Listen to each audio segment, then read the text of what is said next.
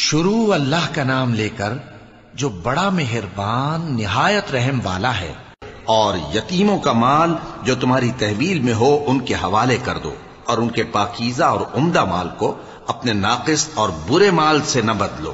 اور نہ ان کا مال اپنے مال میں ملا کر کھاؤ کہ یہ بڑا سخت گناہ ہے۔ اور یتیموں کو بالغ ہونے تک کام کاج میں مصروف رکھو اور جانچتے رہو، پھر بالغ ہونے پر اگر ان میں عقل کی پختگی دیکھو تو ان کا مال ان کے حوالے کر دو، اور اس خوف سے کہ وہ بڑے ہو جائیں گے، یعنی بڑے ہو کر تم سے اپنا مال واپس لے لیں گے، اس کو فضول خرچی اور جلدی میں نہ اڑا دینا۔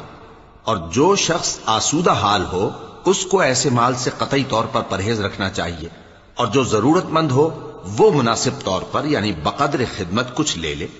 اور جب ان کا مال ان کے حوالے کرنے لگو تو گواہ کر لیا کرو، اور حقیقت میں تو اللہ ہی گواہ اور حساب لینے والا کافی ہے۔ صدق اللہ العظیم۔